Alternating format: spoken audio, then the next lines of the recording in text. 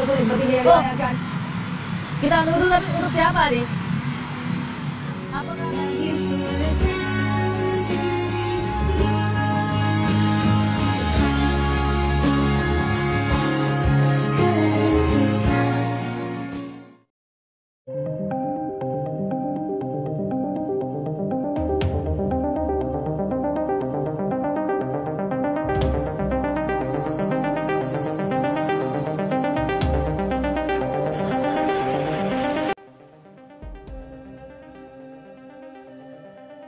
permainan penuh tensi tinggi, tanah Arab jadi saksi berapa timnas Indonesia bermimpi ke Piala Dunia tahun depan. Kubur mimpi Indonesia ke Piala Dunia 2026, wasit anulir penalti timnas Indonesia. Namun sebelum kita lanjut ke berita terlengkapnya, alangkah baiknya bagi kalian untuk menekan tombol like terlebih dahulu. Dan yang belum subscribe, tolong subscribe channel Garuda Timnas dulu. Karena satu like dan satu subscribe dari kalian itu bisa menjadi dukungan besar untuk kami agar terus menyuarakan suara bangsa di kancah dunia. Tanggal 9 Oktober tahun 2025 seharusnya menjadi hari bersejarah bagi sepak bola Asia. Berikut adalah hasil akhir pertandingan final kualifikasi Piala Dunia babak keempat antara timnas Indonesia melawan Irak yang telah berlangsung dengan penuh tensi dan drama. Media Vietnam puji Indonesia yang berhasil bongkar bukti naturalisasi ilegal Malaysia katakan lebih hebat dari detektif FIFA. Netizen soroti momen JIZS diberi arahan oleh Klopp dan Beckham, katakan apa gak salah tuh ngasih arahan ke kapten tim Garuda Indonesia. Berikut adalah hasil akhir pertandingan final kualifikasi Piala Dunia babak keempat antara timnas Indonesia melawan Irak yang telah berlangsung dengan penuh tensi dan drama. Timnas Indonesia menjalani laga melawan Irak dengan performa yang cukup menawan pada babak pertama di mana skor masih bertahan tanpa gol 0-0. Pertandingan ini merupakan laga kedua grup B putaran keempat kualifikasi Piala Dunia. Laga ini sangat krusial bagi Indonesia mengingat mereka wajib meraih kemenangan untuk memperbesar peluang lolos ke Piala Dunia setelah sebelumnya mengalami kekalahan tipis 2-3 dari Arab Saudi. Pada babak pertama, timnas Indonesia bermain dengan dominan, memperlihatkan semangat juang tinggi dan strategi penyerangan yang agresif. Skuad Garuda terus memberikan tekanan pada lini pertahanan Irak yang dikawal ketat oleh Zaid Hantos dan Munafio Unus. Beberapa peluang emas didapatkan melalui kombinasi apik antara Kelvin Verdong dan Tom Haye yang beberapa kali hampir menembus pertahanan lawan. Di menit ke-14, Mauro Zelstra juga mendapatkan peluang berharga setelah menerima umpan dari Tom Haye. Namun, upayanya berhasil digagalkan oleh bek Irak hingga paruh pertama berakhir.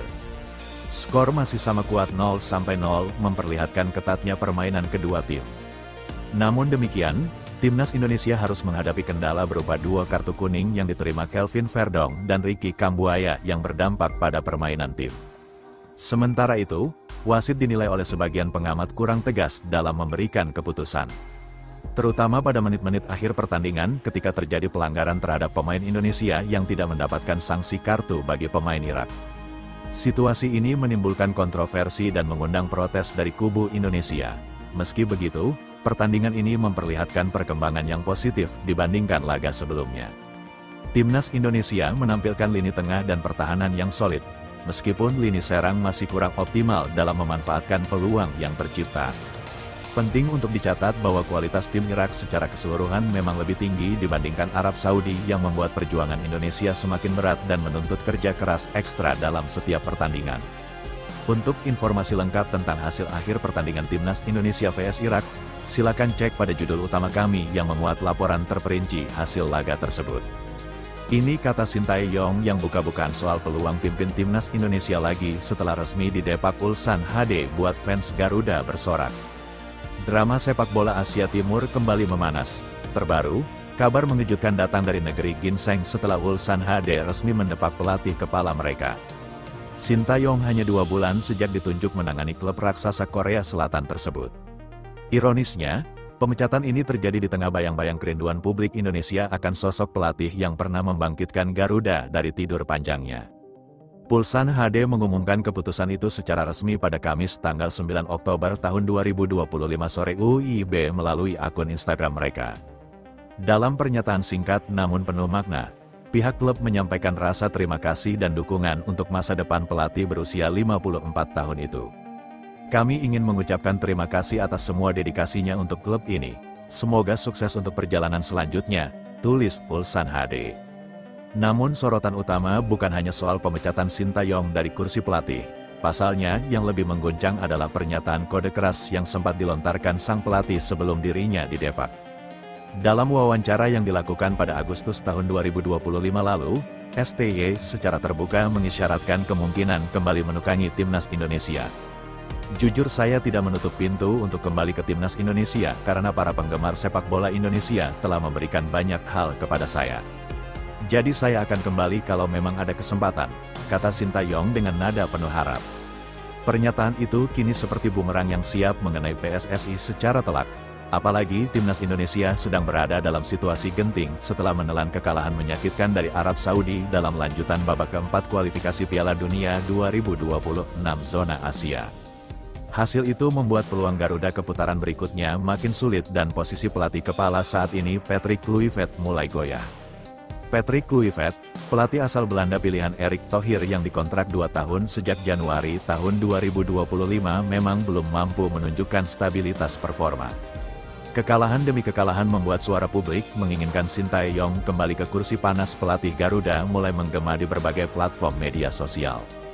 Di sisi lain, STY berstatus tanpa klub setelah gagal mengangkat performa Ulsan HD yang mana dalam 10 laga yang dipimpinnya.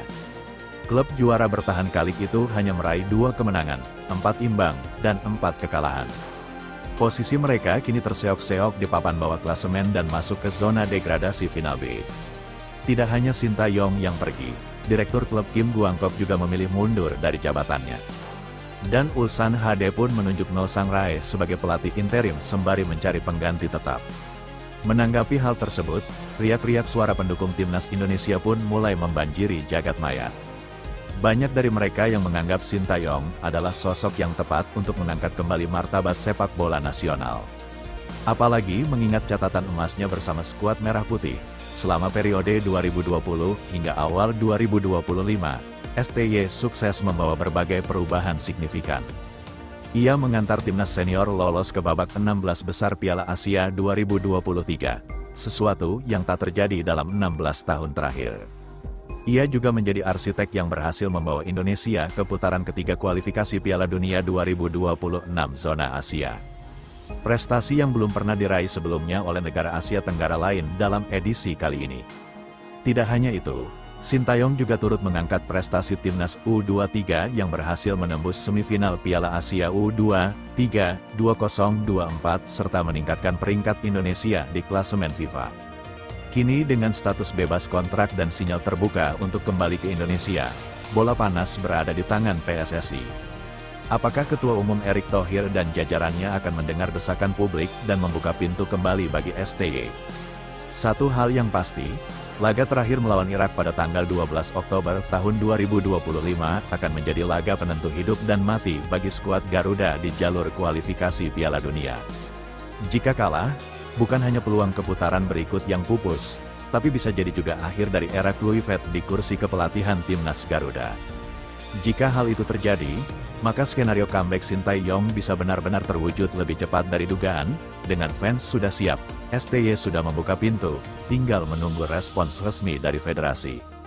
Kini publik sepak bola tanah air pun menanti apakah PSSI siap mengulang sejarah emas bersama Sintayong, atau justru memilih jalan baru yang penuh risiko. Hanya waktu yang akan menjadi jawabannya. Media Vietnam puji Indonesia yang berhasil bongkar bukti naturalisasi ilegal Malaysia katakan lebih hebat dari detektif FIFA. Badai skandal naturalisasi pemain Malaysia semakin menggila dan kali ini Indonesia menjadi pusat perhatian setelah berhasil mengguncang Asia Tenggara. Dengan penemuan dokumen tua yang menjadi kunci emas dalam mengungkap kecurangan naturalisasi pemain Malaysia. Tak tanggung-tanggung, dokumen yang ditemukan berusia hampir 100 tahun dan disebut-sebut sebagai bukti kuat atas manipulasi data yang dilakukan Federasi Sepak Bola Malaysia, FAM. Media Vietnam yang sebelumnya skeptis kini justru menyuarakan kekaguman atas langkah investigatif yang dilakukan pihak Indonesia. Salah satu media ternama Vietnam Soaven bahkan melabeli langkah ini sebagai lebih jeli dari FIFA sendiri. Setelah dokumen penting yang selama ini tak dapat ditemukan oleh pihak Malaysia justru berhasil dilacak dari arsip Belanda oleh tim investigasi dari Indonesia, Media Indonesia temukan dokumen berusia hampir 100 tahun, buktikan Hector Havel tidak punya garis keturunan Malaysia, tulis Sohaven dalam laporan terbarunya, menyindir keras kinerja FAM yang dianggap sembrono. Kisah ini bermula dari polemik naturalisasi 7 pemain keturunan oleh Malaysia.